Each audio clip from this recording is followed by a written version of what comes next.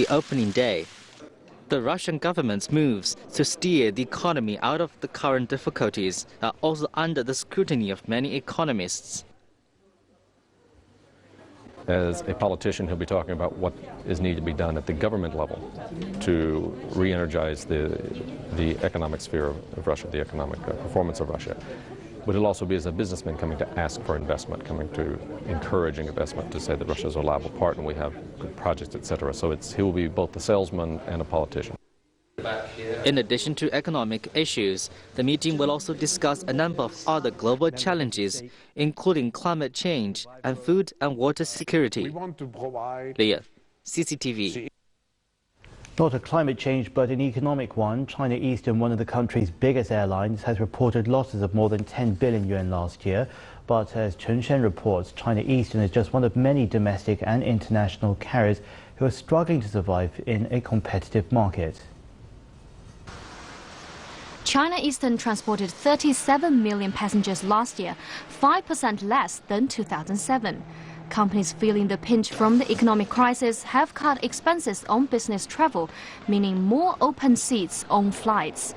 But more than half of China Eastern's losses came directly from bad bets the company made on oil prices before the price per barrel plunged. Now, to help the country's third largest airline endure, local government injected 3 billion yuan in capital last month. Then Shanghai Pudong Development Bank threw another 10 billion yuan credit line to China Eastern on Monday. The airline is doing all it can to bring in customers over the holidays. The lowest discounts are 60% off to cities mostly in northern China. Last year it was half price, but most of the flights are still just about 70% full. Making flights nearly the same price as train tickets is one way to lure customers. However, that's always been the case with the budget airlines, and now they just have to find another way to fight their own financial battle. Spring Airlines was founded in 2005, starting with just 2 planes. Within a year, the company expanded to a fleet of 11 and was flying between 30 cities across the country.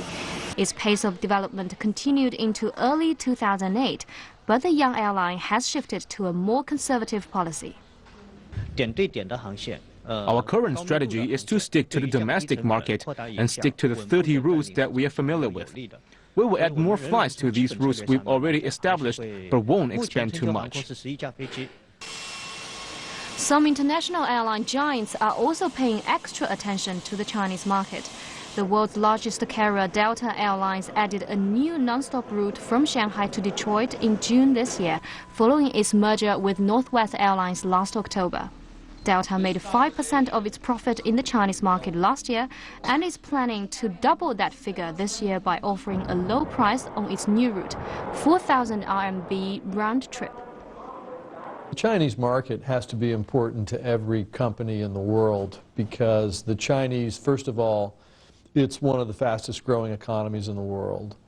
Second, the Chinese aptitude, approach to innovation, economic growth, the vitality of the economy, it's really seems like the center of a lot of what's going on in the world is migrating toward China. Getting cash injections, adding new routes and cutting prices.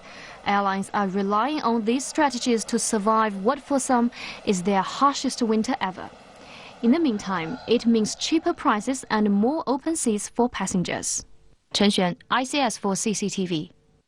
And in the meantime, here in Beijing, we're going to go to our final commercial break. Sports and more just ahead. We're going to hit the football field as Real Madrid narrows the gap on Spanish Primera leaders Barcelona after beating Deportivo.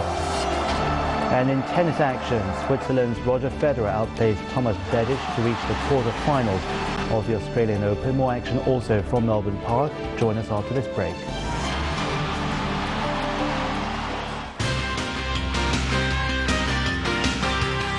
Students in their tens of thousands set out. Only the most eloquent few will reach journey's end in Beijing and the CCTV studios. Join us for the exciting climax to China's ultimate test of English. the 2008 CCTV Cup English-speaking contest from January the 28th to the 31st on CCTV International.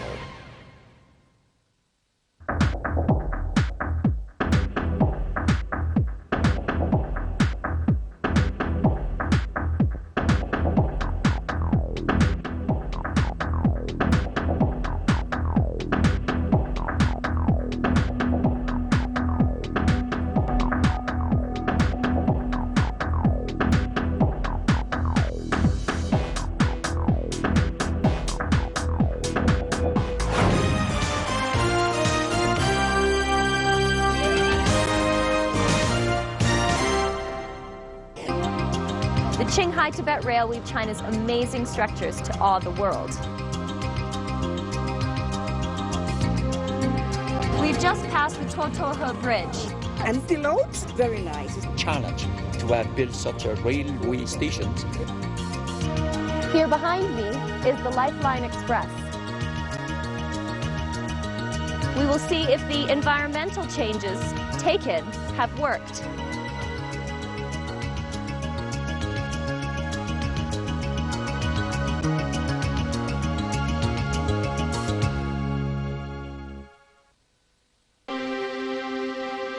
Where, when, and how did all this happen?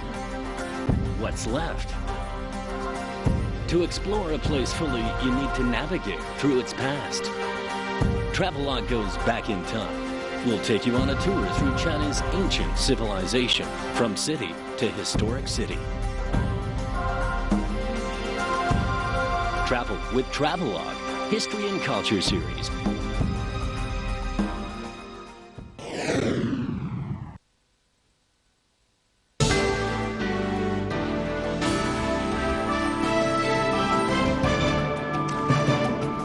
Welcome back to News Hour. Let's cross now to our sports desk. Alistair Shearing is standing by with all the latest action. I know you're going to start off with football, but you also got a great roundup report coming from Melbourne Park. All the men's top 4 seeds are in, and that's right. Inching closer for Federer and Nadal, right? That's right, yeah, the first Grand Slam of the year, and Federer just scraping through. Other big names still in there, but we're going to get to that and all the latest results from the Australian Open a bit later. We start though. Let's take one last look at the major stories we've been covering over the past 60 minutes. Of course, it's a big holiday here in China, and here's what's happening in the country.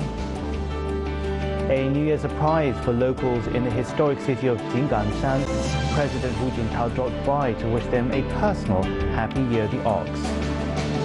Also, Spring Festival celebrations with a very modern twist, a relaxing start to the year ahead with a soak in the hot springs outside Beijing. Hoping for good luck and even better fortune, ancient traditions are thriving in a rapidly changing China. Here's a look at the worldwide part of that. Australian Prime Minister Kevin Rudd gives his New Year greetings to the Chinese people, speaking in fluent and pretty good Chinese. The UN's humanitarian chief speaks in Cairo. He urges Israel to open up border crossings into Gaza, saying that supplies must be distributed to the Palestinians. Over in Bolivia, voters say yes to a new constitution, giving the indigenous majority and potentially extending President Evo Morales' term in office. And also, top economic advisor to Barack Obama speaks out in support of the U.S. president's massive economic recovery package. This is a properly sized approach to...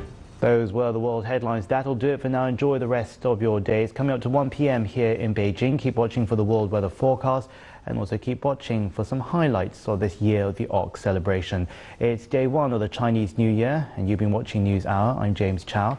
Take care. Goodbye.